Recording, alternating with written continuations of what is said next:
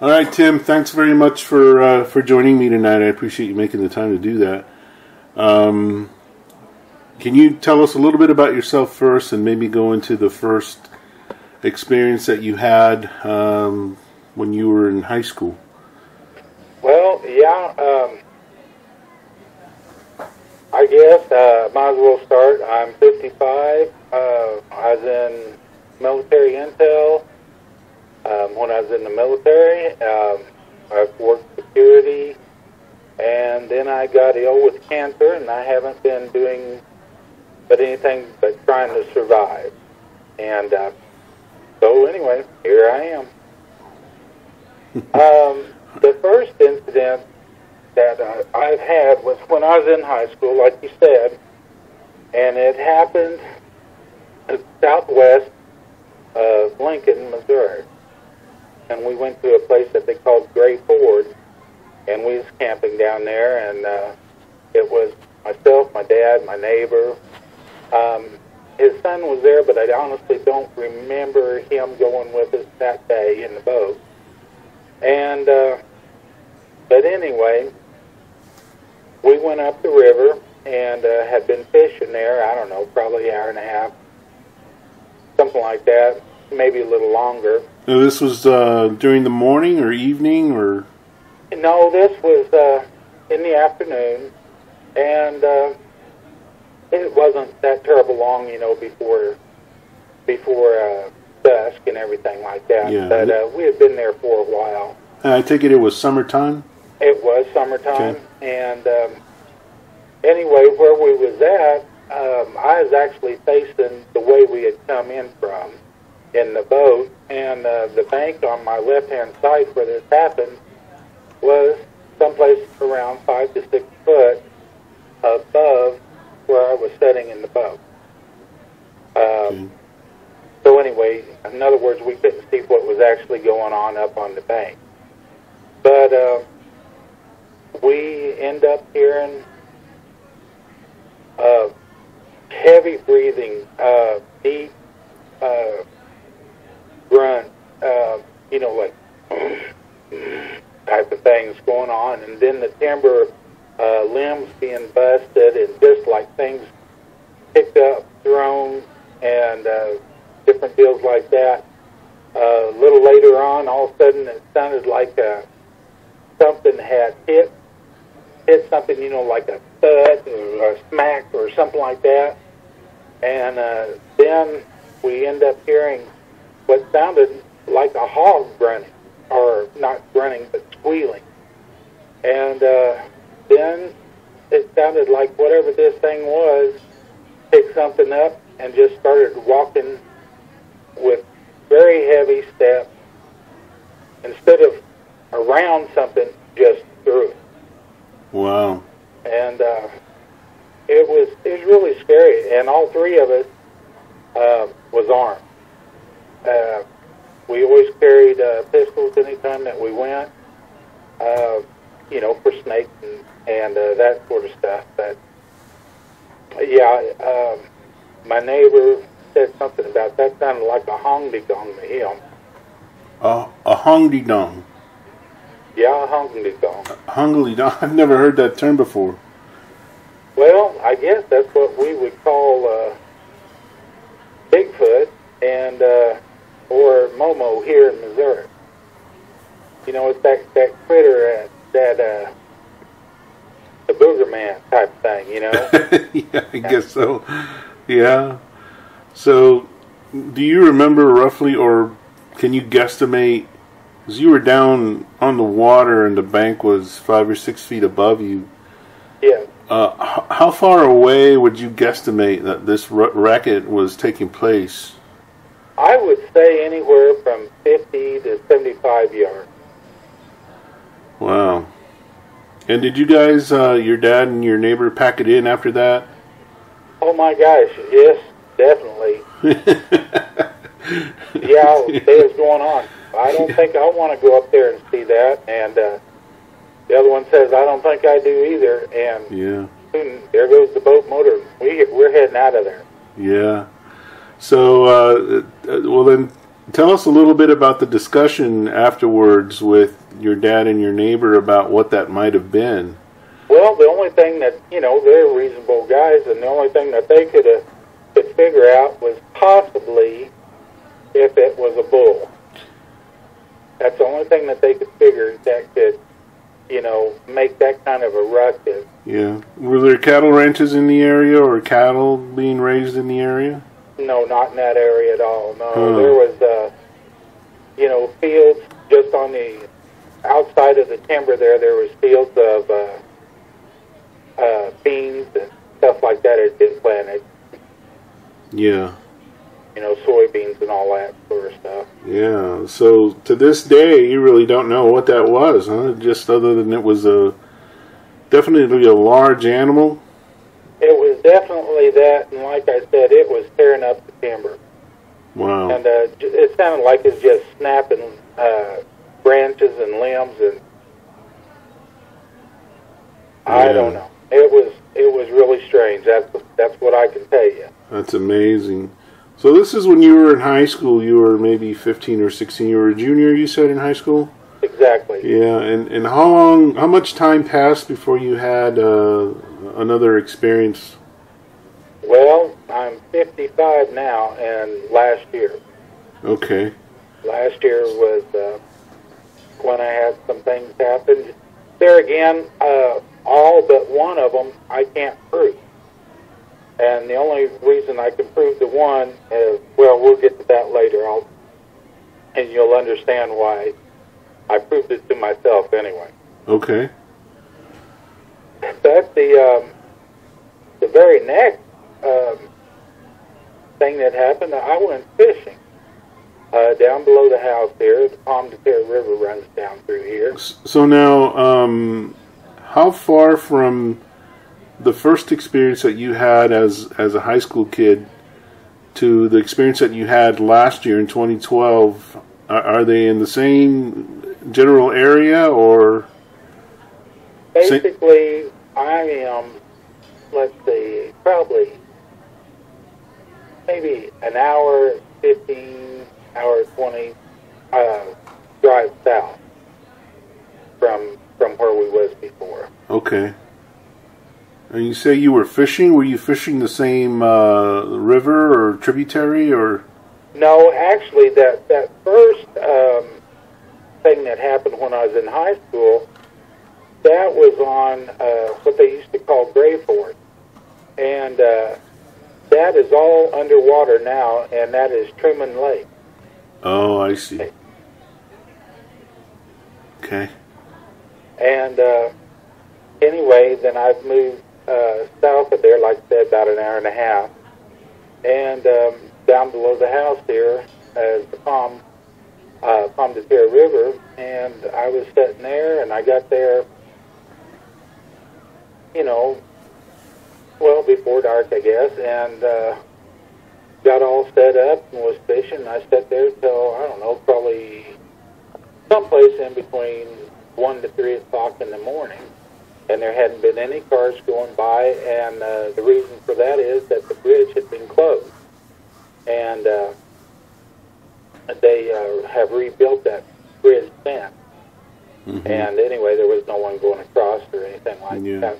And there had been no one out there except me, and I had 2 small lanterns set beside me, and a little chair that I was sitting on, And so this was last year, you say summer of 2012, right?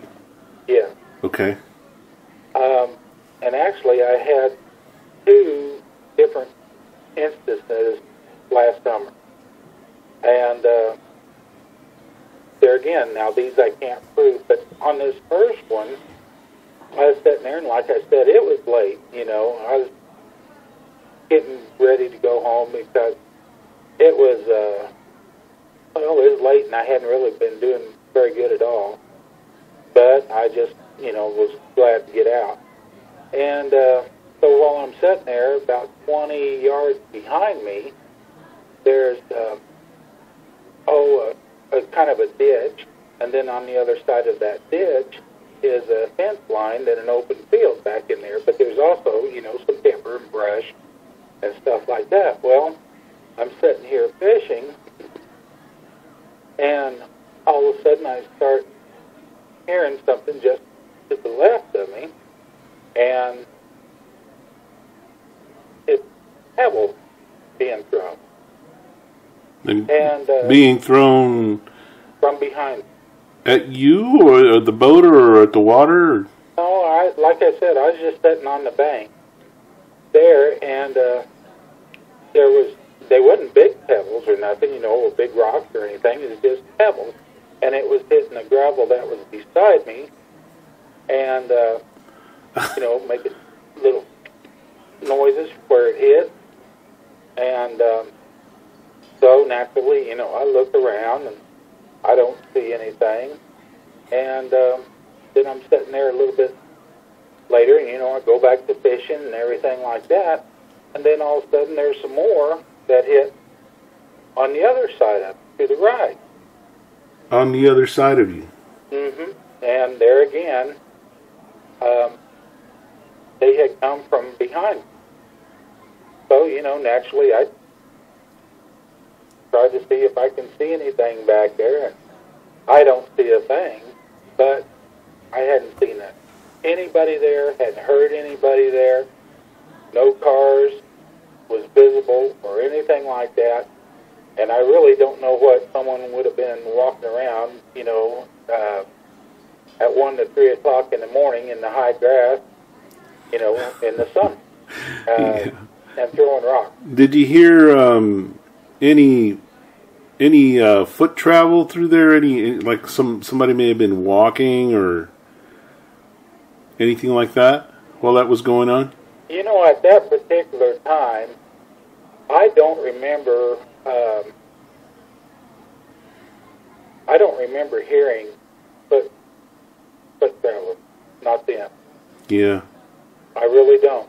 So how long did this go on when you first heard? It really wasn't that long a period of time, but it's just like being messed with, Yeah. like someone out there messing with you. But there again, it doesn't make sense that it would have been a human. Yeah. Because why would a human be, out in the tall grass and things like that with the snakes and everything else, where they can't see in the pitch black? That doesn't make any sense. Yeah. So what did you do after the second round of rocks that were thrown at you?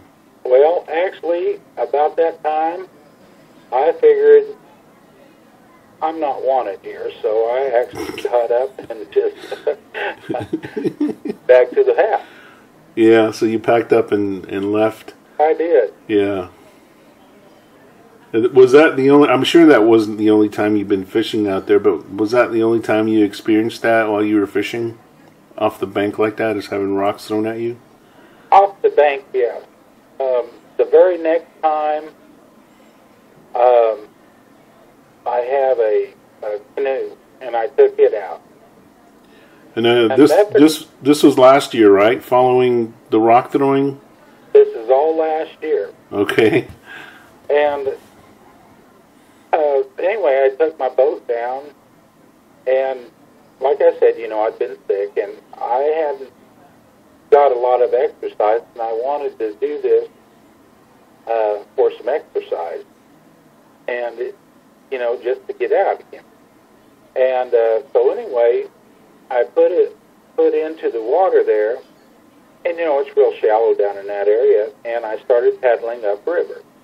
And there was the most ungodly smell you've ever smelled in your life. It was strong. It smelled of skunk. It smelled of death. And it was just terrible. Wow. A terrible smell. And it was really kind of odd because normally the wind comes from the south here and heads north. But for some reason, this was kind of coming from the east and heading west that particular day. Well, I kept paddling, and finally I passed where where the smell was. When I was up close to the area, I looked around seeing if I could see anything, and I thought, well, something's got to be dead here or something, But anyway, I went on up and around the bend to the first sandbar. And I got out of the boat there and sat there for a while and fished and everything. And this here's also getting, close to dusk. I guess I went out probably around, I don't know, maybe 3 or 4, something like that. And then as it started nearing dusk, I decided, well, okay, I'll go back and get in the boat and just kind of let the current push me back. Well, I made it down around the bend to about the spot where that smell had been coming from. And I thought, well, I've got a few extra minutes, And so I put out the anchor, and I sat there for a while just kind of relaxing and, threw out a line and just sitting there, like I said, relaxing. And the stench never went away in that area? It was still there? At that time, I couldn't smell it because of the way that the wind was blowing at the time. Oh, okay. But while I was there, I was, like I said, sitting there in the boat and had a line out and, was thinking, well, maybe I'll pick something up, on my way back. And then right directly behind my boat, all of a sudden it sounded like a big boulder type of rock, was thrown right behind my boat. And I remember I looked up in the trees, and I just couldn't figure out where this had come from. I've heard all kinds of fish flounce behind me and, around me and stuff like that. Oh, yeah, it's there's definitely a difference. You can hear the difference when a fish jumps and when somebody throws a rock.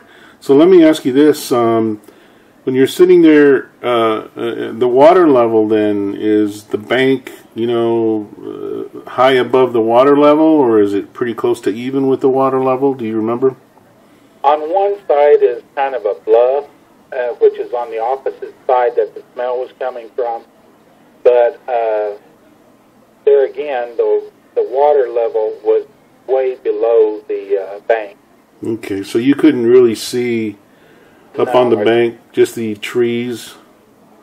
Yeah, and there's a lot of big trees, and like I said, they was working on the bridge down here, and I was going to take some pictures of the rivers, and send them to you, but anyway, I couldn't get to it because of, them doing their thing with the bridge, but anyhow and anyway, no, this just sounded like a boulder or something, just per thud. Yeah, there wasn't no flounce to it or anything like that. Right. No flopping. And there again, I kind of took that as a warning. Did it just happen once? Yeah. And it was getting toward dusk, you say? Yeah. Yeah. Almost every time that I've had anything like this ever happen, outside of the time sitting on the bank fishing, have been at dusk. Yeah. And, yeah, I've heard a lot of stories about things happening. And when actually, the interview with J.R. Bob Dobbs, some of the experiences that he had were also right at dusk. So that seems to be when they want to come out and when they want everyone else to go away. Mm-hmm. Well, then there's actually a couple more that I've had.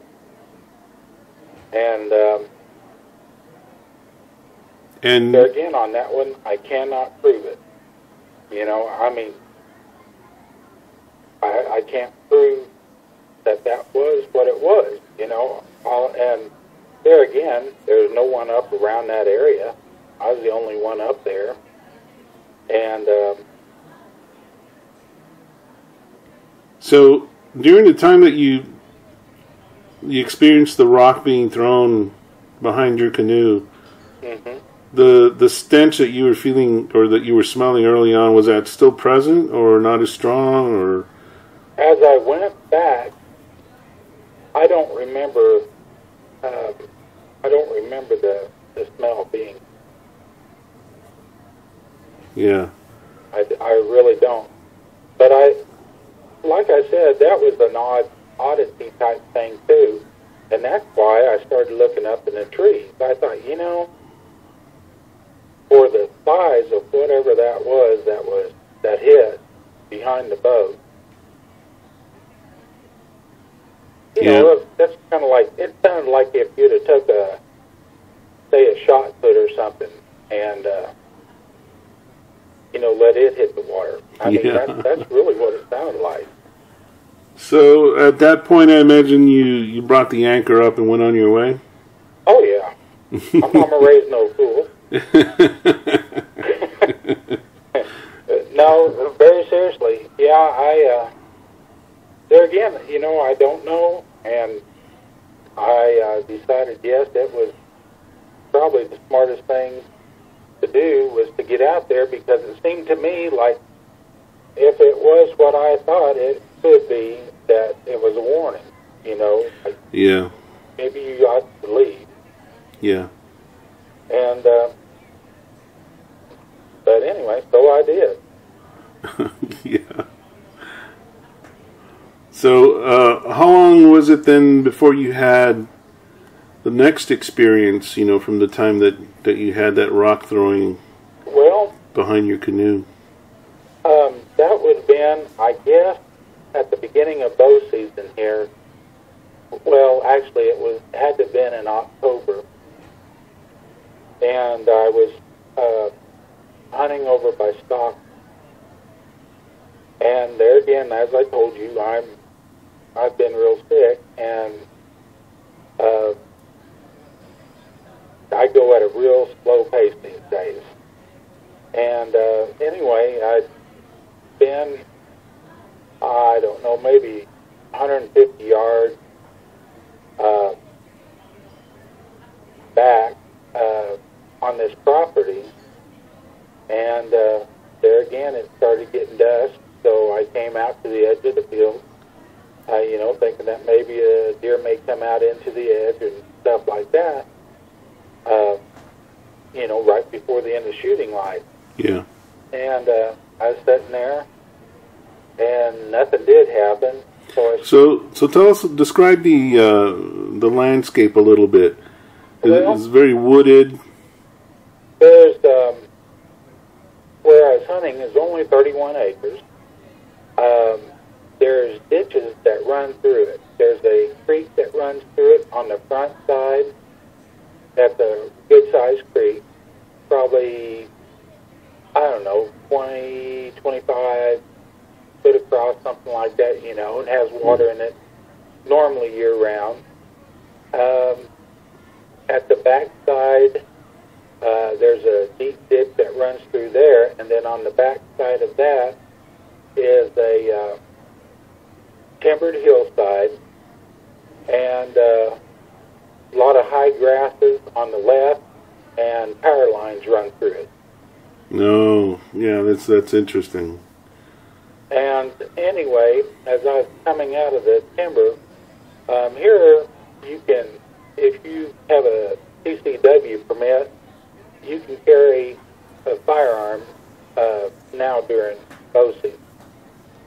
And I was coming out of the timber and walking, through the open field, and I got probably within 20, 15 yards of the creek, and there was a log down in the creek, and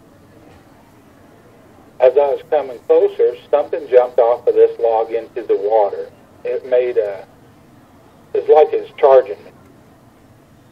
And I had one of those little lights on the end of your cap. Yeah. And I had that, and I was looking down at the time, and when that happened, I looked up real quick, and to see if I could see anything. Whatever this was took one step and jumped completely out of the creek. So it stood up, jumped off of a log into the creek, and then coming directly at me. Holy cow! As the light went up and kind of shone over that area, you know, where it was at, it just took one jump, and it was on the opposite bank. Wow! And how far from you was the stump, and or did this animal, this creature, you know, do this? How close were you?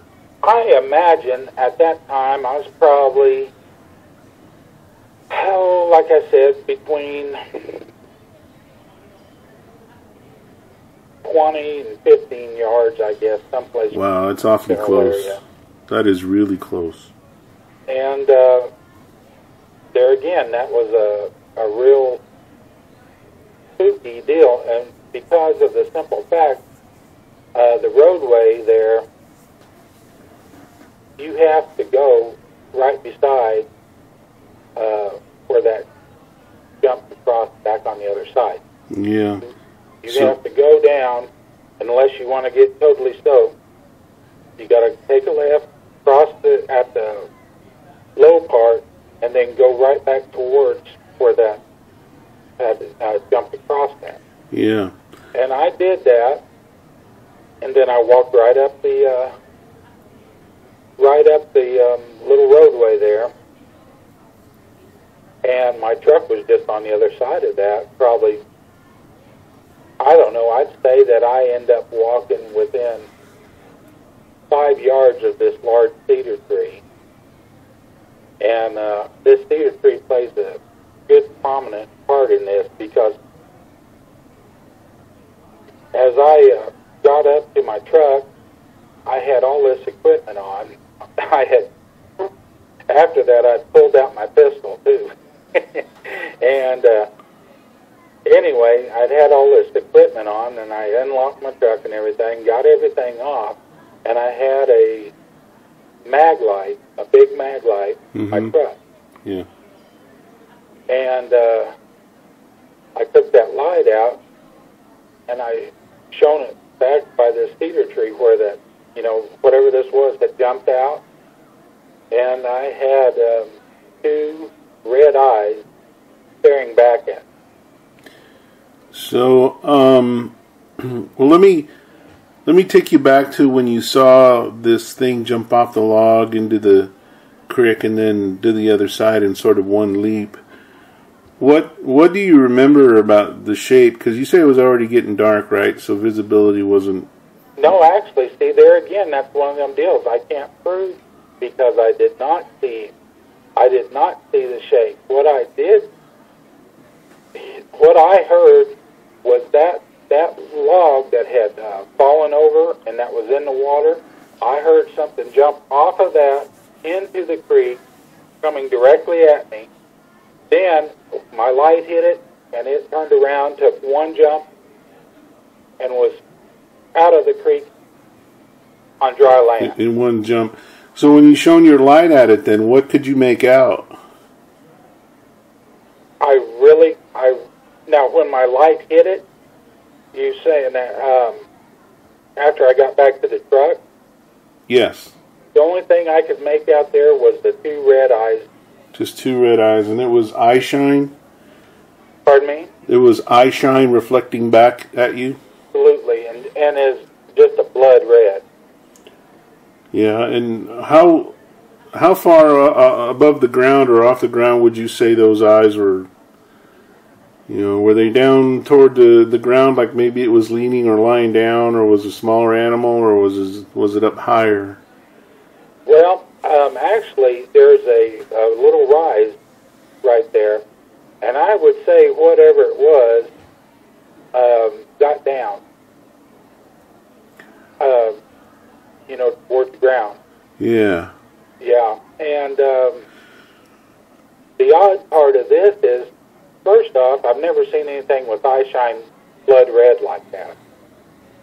Secondly, as I was loading my stuff back into the truck, you realize that I walked within 5 yards of that tree where the guys was.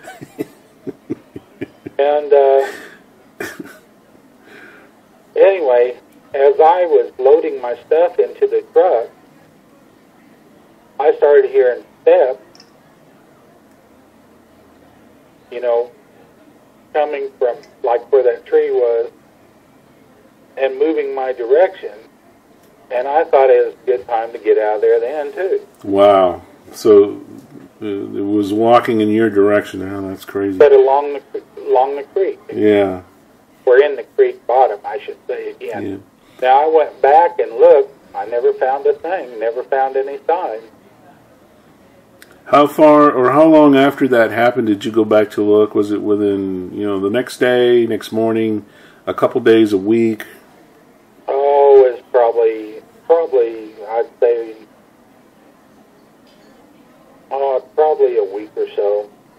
Yeah.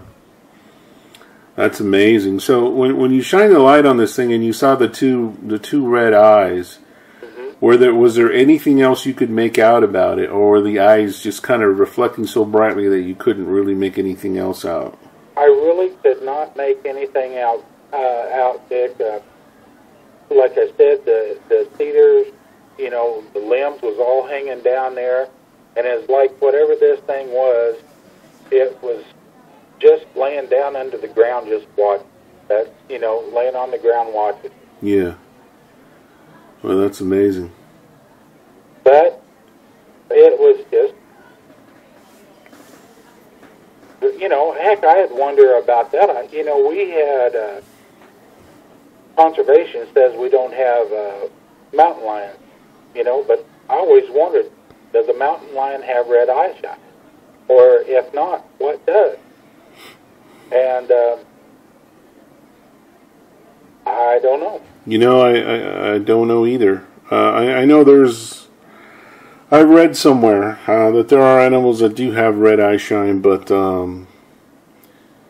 but you know, I've also heard that those who have had genuine Bigfoot sightings, that they've also encountered bright red eyeshine. So it would be difficult to tell, but it sounds like whatever you encountered that night was pretty agile if it jumped, you know, one leap from the bank and out of the creek. When it hit the water, it sounded heavy. Yeah. You know, and like I said, it sounded heavy, but there again, you know, if it was one of the big boys, I don't necessarily think that it was full grown. I don't really think so. So that's the impression you got, that maybe it was not a full grown. Yeah, I really don't think so. Now, does that mean that, you know, I'm 6'2.5" and about 340, so does that mean that it was, you know, a lot littler than me? No, I don't think so. But from the next experience that I had, now that was, like I said, over at Stockton. And but the next experience was all again last year. And I've hunted this place for years. And it was kind of an eye-opening experience. Yeah, so you're hunting. Then this last the experience that you just finished telling us about, you said was probably October of 2012. And so this next experience, are you going to say again? It was during bow season. So it's winter. Early part of bow season. So is it October, November? Oh, I would imagine that was in October. Yeah. Tell us about it, Tim. Well, the next one that happened was during rifle season last year, and that's you know, November. And like I said, I'd hunted this area for years, never had anything like that ever happen, you know. Yeah, I'd heard branches bust and things like that, but never really had anything happen out there. And there's a ravine, and the deer had been coming out of this ravine, and I'd kind of set up for them, you know, thinking, well, they've been coming from, you know, crossing the area in the back and coming up through that ravine into the area I was hunting. And I had set up just beside a tree, and, you know, wearing blaze orange and all this kind of stuff, you know, and hadn't seen any deer in there again, almost getting close to dusk, and all of a sudden I hear heavy footpads, you know, and something walking, and I'm thinking, well, what in the world, you know, what is this? And I just thought, well, shoot, surely it's, you know, it's going to show itself here pretty quick. And the ravine's probably 125 yards away, maybe, but it stayed just on the other side of the fence. And I normally park my car or a truck up alongside the road and then walk in. Mm-hmm. That's what I had done here. And about 100 yards in, there's a gate that I open and go through and get into the hunting area. Well, where that fence goes through, if you follow that back to the south, that's where the ravine starts. And this thing had come up out of the ravine. You could hear it moving. You could, you know, hear it walking, and it sounded bipedal. You know, that's all there is to it. It sounded like a heavy person walking. Wow. And how far would you say that was from you? Did you say over 100 yards? Over 100 yards, and I was probably, well, I put it this way. Yeah, it was over 100 yards, but it was coming closer, you know, as it came up. And, walking in your direction, or?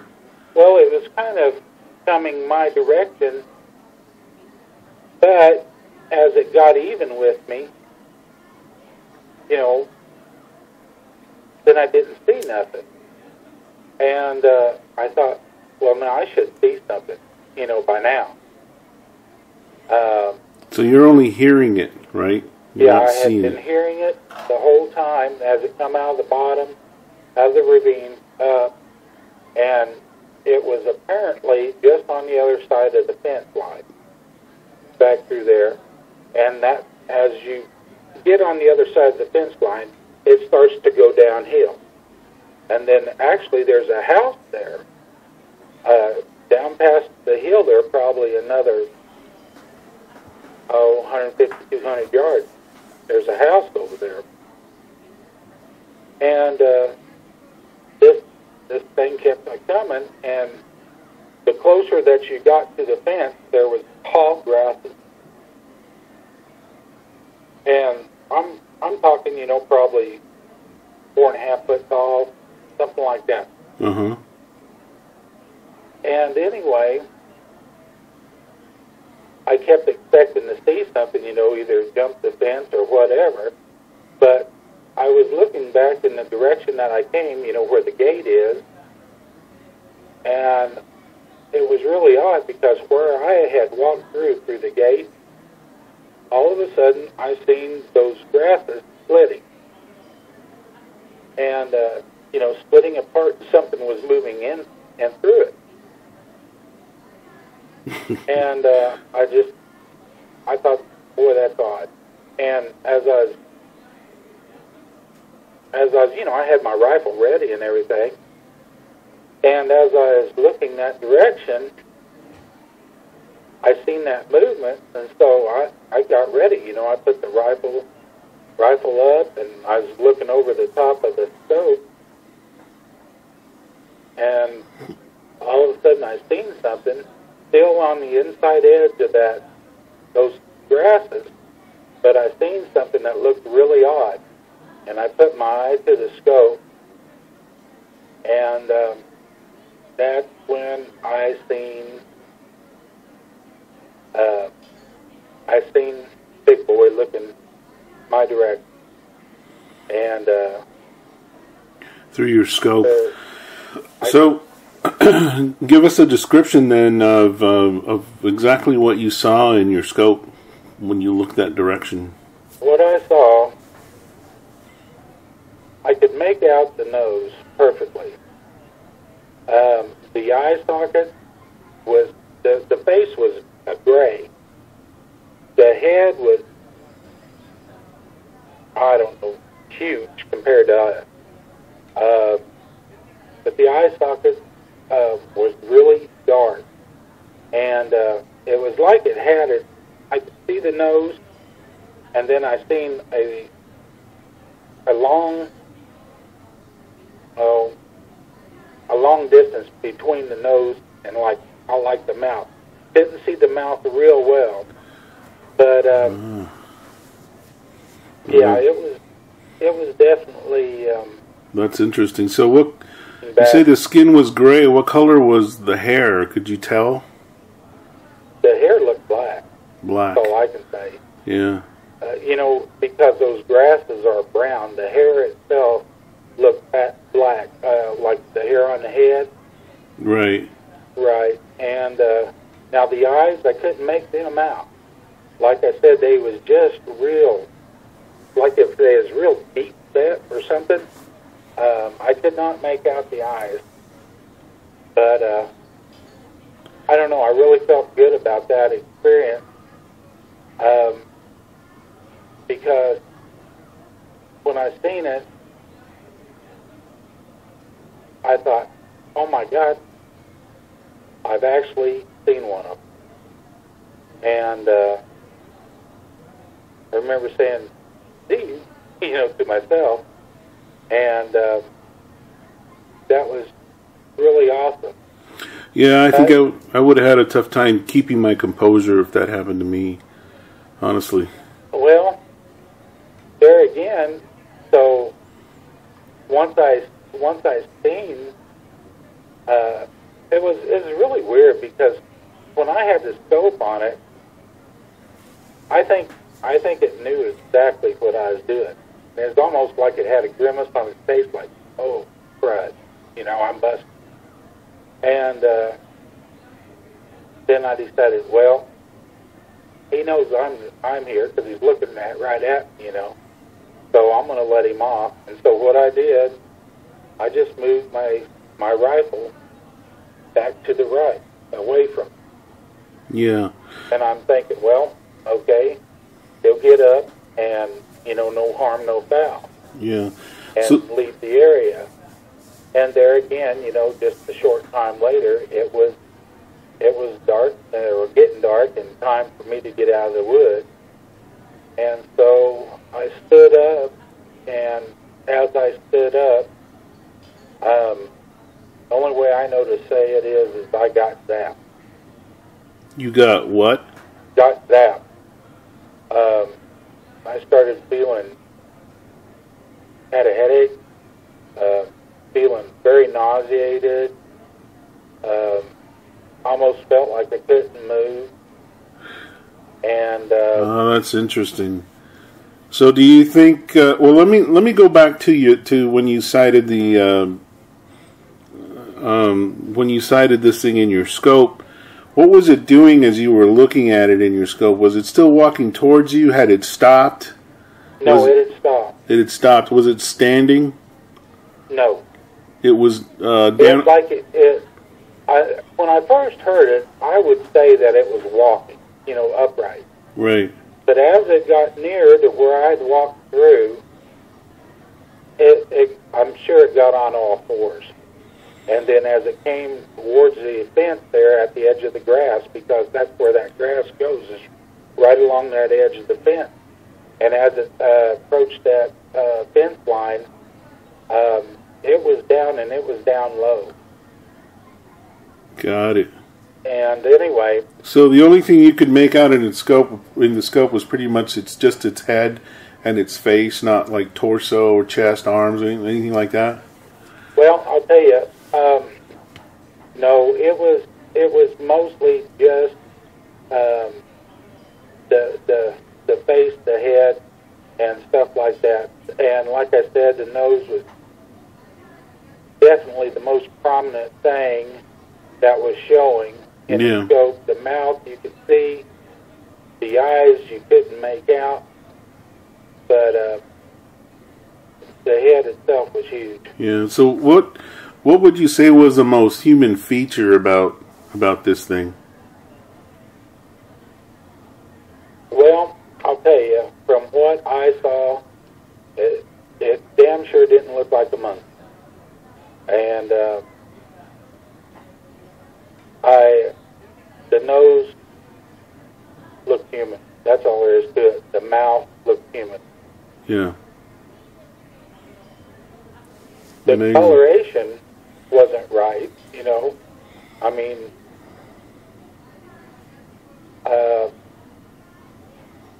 there again, it was a gray. Yeah. Yeah, that's interesting. So when you had your rifle pointed at it, it occurred to you that it knew, it was watching you and was aware of you. I really believe it was. I believe that when it came to the point of coming up to the fence, that it had sensed that I had been through there. Oh, I've got a feeling that their senses are so much more than ours that it's amazing. Yeah. Yeah, I believe that as well.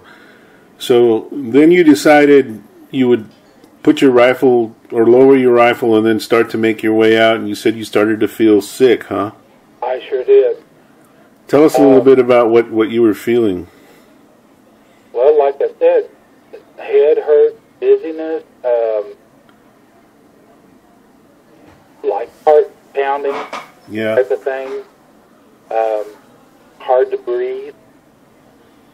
Do you think that, because I'm pretty sure if that happened to me, I think my blood pressure, my pulse, breathing, everything would start to increase, because it's you know, that's a hair-raising experience. And so do you think it had anything to do with the fact that maybe all of your senses were altered and your vitals and everything were sort of, kind of elevated? No, I really don't, because I wasn't scared at all from that. I was satisfied because of what I'd seen. I'd wondered about this for years, and since that first time as a kid, I'd wondered about this, and then to finally see what I saw, and to know, for myself that it was real, I was really happy about that. Now, I did wonder if maybe, it could have been due to the medications I was on or something like that. But I don't really think so, because that's not the only time it's happened. And I have been, I've had my heart checked and everything like that, and it's fine. Yeah. And, well, it's not unusual. There have been other researchers, including Mark Bada, who I interviewed last month, who said when he first started his investigations in his area there in Colorado, that he also experienced what he thought was a genuine heart attack. He was not well, and he said it took a while for him to feel right again. Yeah, that's the first time that had happened to me. But, like I told you, I hunted this area a lot, and there was one more time out there that had happened. And if you'd like, I'll tell you about that. Yeah, please do. Well, there again, it was late season. This is, we had a real mild winter last year, and I went out for the late season bow hunt. And up where this had happened, what I just told you about, I was probably, say, 150 yards, no, let's go a little further, about 200 yards north of where I was at then. And I had a stand set up, and it's quad pod, and, it's easy climbing, it's not real tall. And I set it up by a down tree, and there's a couple trails that cross the creek down below me. And I set it up, beside this down tree. And there again, I'd been there for, probably since 1 o'clock in the afternoon or something, just sitting on this stand. And up above on the hill, didn't sound like it was all that far from me, maybe, say, 50 to 75 yards again away from me. Up on top of the hill, I heard real deep voices like Japanese samurai talking, like, something like that. Oh my gosh. There again, this is probably 30 minutes before dark. And when you say voices, did you hear just one or more than one, or? No, there was two separate voices, and the one no more than finished, and the other one was right there, jumped in on. And anyway, that was odd, because I was the only one that hunted this area last year. And I knew that. The voices was really, really deep in tone, and very strange. And anyway, as I got out of the stand, I heard from up on top of the hill, well, let me give you kind of a picture. Up on top of the hill is all timber. You remember that fence line I told you about where I first seen the one big guy? Yes. Okay, well, that fence line comes down over the hill where I was at. And then there's another fence line that has east and west, and then there's an open field there, and the creek runs down that north side of it. Well, I got out of the stand, and it was only about 40 yards back in the edge of the timber there, because whenever the deer come through, they skirt that, cross out into the, across the creek there and come on into this area. Well, anyway, I got out of the stand, and this was right after I heard, the voices, maybe just a few minutes or so after, as it started getting dark. And as I got out of the stand, I heard move. I never heard the sound of a fence being moved at all, and we're talking 4 foot tall. And normally, if something hits that fence, you're going to hear it. Well, I know that if they had opened up the gate, I'd have heard that. And, but anyway, I didn't hear a thing. I just heard movement come to the fence, over the fence, and come down the hill towards me, but further away, towards where I was parked. And as I walked out to the edge of the timber there and just got into the open, I got zapped again. And this time, I told them to knock it off. I knew they was there, and there again, I pulled out my gun. Like I said, I've been sick, and I'm not going to mess around. If I think that something's going to try and hurt me, I'm going to try and hurt them first. And anyway, I pulled out the gun again, and I said, "You screw with me, and I'll shoot your ass," basically. And but as I went ahead and left, I was sicker than a damn dog, and I was that way the first time that it happened too. And you know, whenever a person, I guess, gets that infrasound or whatever they call it, whenever you have that happen to you, it lasts for a while. You don't just, it doesn't just go away real quick.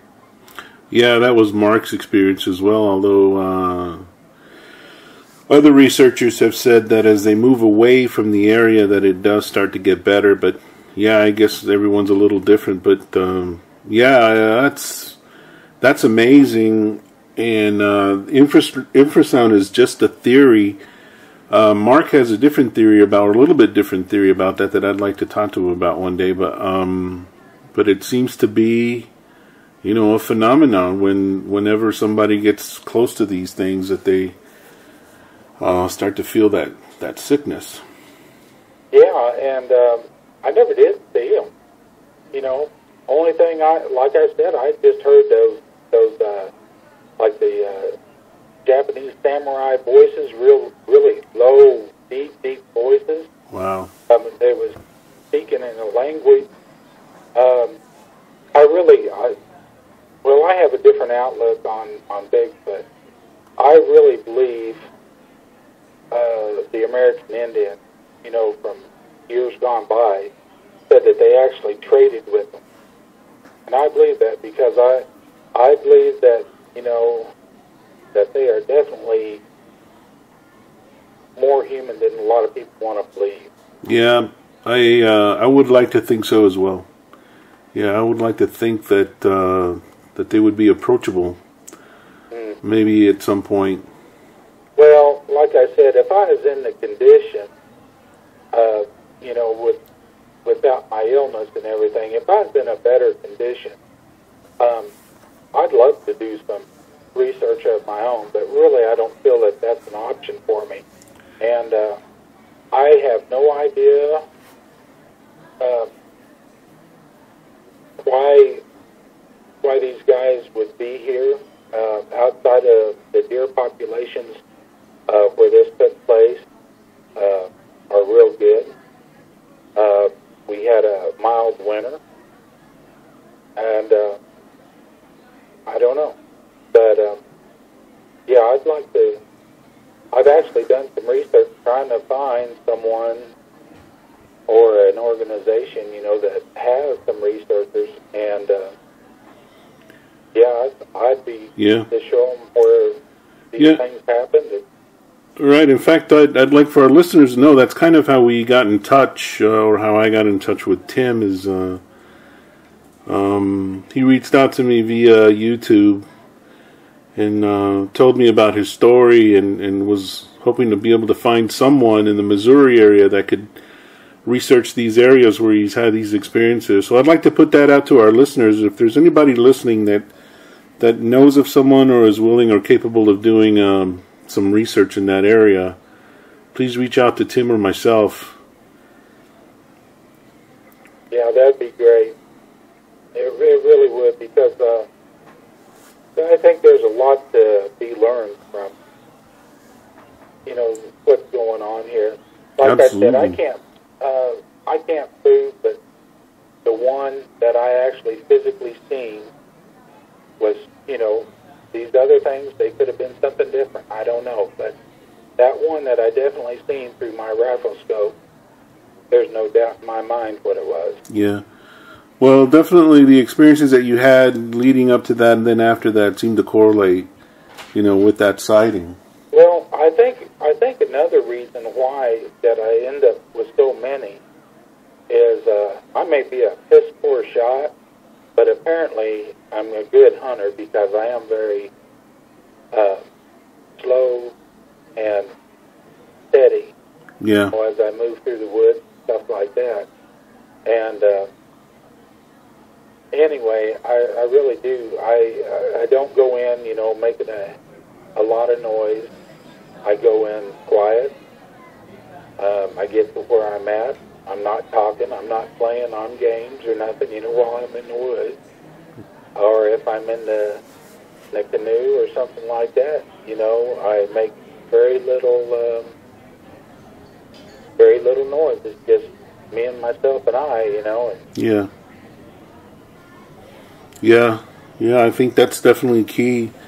Other researchers who research by themselves, and I keep going back to Mark, as also a solo researcher, has probably increased his odds, greatly by being out there by himself and being quiet rather than taking a camera crew and and a bunch of other people. When I'm bow hunting, I'll actually wear a ghillie suit. This year is the first year that I ever got a camera. I was actually, put it this way, with my illness, I wasn't given, a long time to live. However, I'm in remission now, so my odds are looking a lot better than what they was originally. Good, Tim, and hopeful for a complete remission and full recovery for you. Well, I appreciate that. Yeah, so Tim, I want to thank you very much for taking the time to sit down with me and tell me about your experiences. When I first read your emails and you kind of summarized, your experiences, I knew I had to get in touch with you and find out more, and I'm grateful that you were able to share your experiences with us. Well, like I said, Vic, I had checked out your channel, and I like the way that you did your interviews. I like the way that you was, what do they call them, hate mongers and stuff like this going on, in the Bigfoot community. And I didn't want any part of that kind of nonsense. And I just wanted to tell what had happened and, not judge the... Sure. Well, I'm glad you gave me the opportunity. I appreciate it very much, Tim. And for our listeners, I hope you enjoyed hearing, directly from Tim, the experiences that he's had. Thank you again, Tim. Godspeed and good health. Well, thank you, Vic. I appreciate it. All right, brother. We'll stay in touch. Okay, will do. Thank you.